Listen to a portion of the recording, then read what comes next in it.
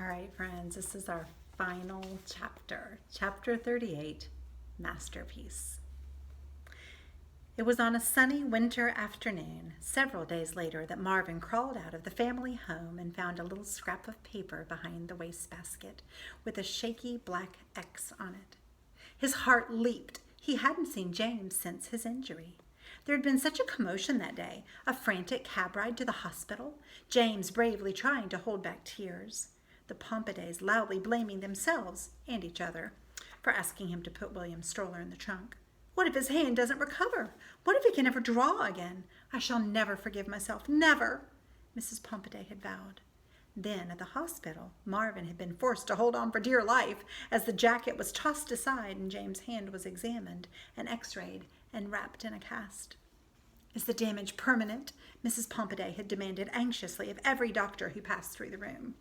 It's a bad break, one doctor said, but with physical therapy he should be fine. No, you don't understand, Mrs. Pompaday persisted. My son is an artist, a very talented one.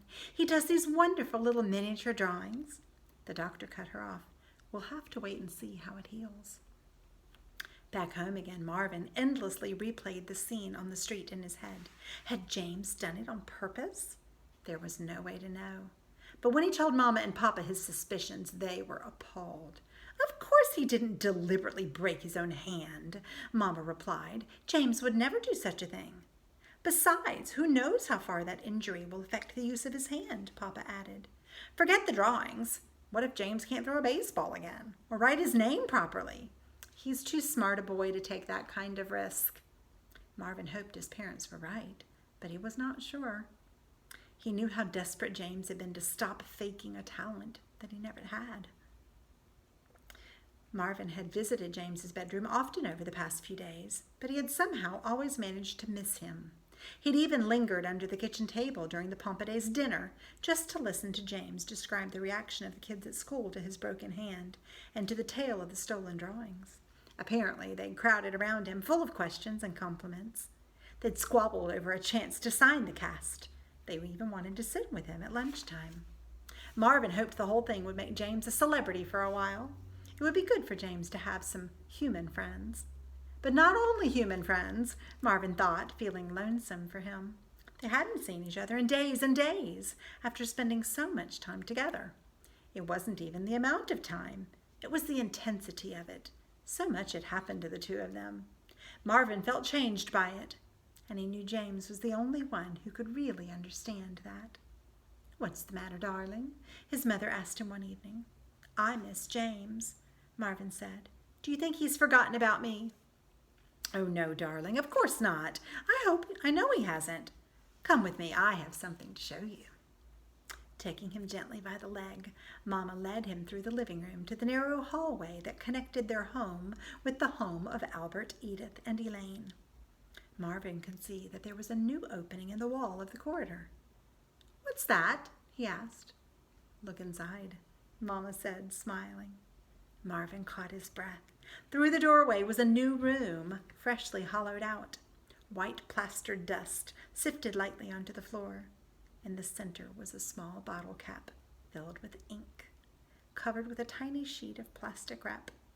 Several small torn scraps of paper were stacked next to it. Mama, what is this place? Marvin cried. His mother beamed at him. It's a studio, darling. A real artist's studio just for you. Your father and Uncle Albert have been working on it all day. And where do you suppose the ink and paper came from? Marvin knew. He left them in the cupboard for you yesterday. He even covered the ink with plastic wrap so that it will last longer. Isn't he a clever, thoughtful boy? Mama hugged him. This way you can draw whenever you like, and whatever you like, Marvin. Marvin's heart felt big enough to burst through his shell. And here's a picture of his teeny tiny little art studio. The next day, Marvin was thrilled to spy the piece of paper with the X on it in the corner of the cupboard. He scurried to James's bedroom at a little before 4 o'clock. James was lying on his bed, reading with his cast propped awkwardly at an angle. As Marvin crossed the tedious expanse of rug, he noticed with satisfaction that James kept sneaking glances at the top of his desk. Of course James hadn't forgotten him. He was watching for him. "Oh," he heard James cry. "There you are, little guy. Let me give you a ride." He leaped off the bed and plunked his cast in front of Marvin, grinning. "What do you think?" he demanded. "It's pretty great, huh?" The white of the cast was obscured by colorful marker signatures and doodles. "I got everybody in my class to sign it, and about half of Mrs. Kellogg's class, too. They love this thing." Marvin clambered onto the cast, and James lifted him up. "Did you get the ink and the paper?" "I checked and it was gone, so I guess you did. That way, you can keep drawing. And when you need more ink, just leave the cap out in the cupboard and I'll refill it, okay?" Marvin smiled up at him. James carried him across the room. "I wanted you to come because I have something to show you," he announced, barely able to hide his excitement. He walked toward the bedroom wall and stopped a few feet away, holding his cast aloft. "Look!"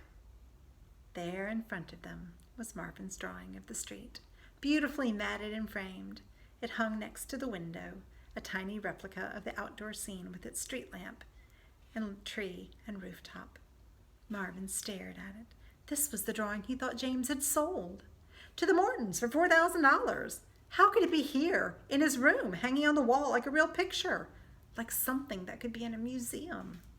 "Doesn't it look great?" James continued happily. "Christina framed it for me. And guess what? She's going to frame your fortitude and give it to me as well."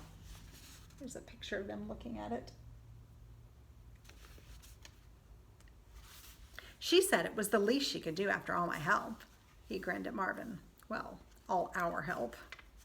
Marvin looked at James in amazement. He'd get to see fortitude again, too. He couldn't wait to show it to Mama and Papa and all of the relatives. James rested his cast on the wall next to the picture so that Marvin was only inches away from his little cityscape. "You're surprised, right? You thought we sold it, and we were supposed to. But after what happened to my hand, my mom just couldn't do it. She's all worried that I'll never be able to make another one. And," he smiled, "I won't." James flexed his fingers and studied the cast. "Wow, did that hurt? But it worked out okay in the end. You and me, we couldn't keep making those little drawings, you know. I wish there'd been a way to tell everybody the truth, but it was just too hard. And I was afraid of what they might do to you, you know." Marvin looked up at James, filled with a warm tide of something he'd never felt before. It was more than happiness, more than affection or gratitude. It was something deeper. It was the sense of being seen and loved exactly for who he was. Not the way his parents loved him, which was as steady and certain as the street lamp shining outside James's window each night. This was different. It was a feeling of being chosen. Out of everybody in the world, Marvin realized, this boy had picked him as the one that he liked best of all. "Anyway," James said, "my mom decided that we couldn't sell it because it might be my last great masterpiece and we have to hold on to it.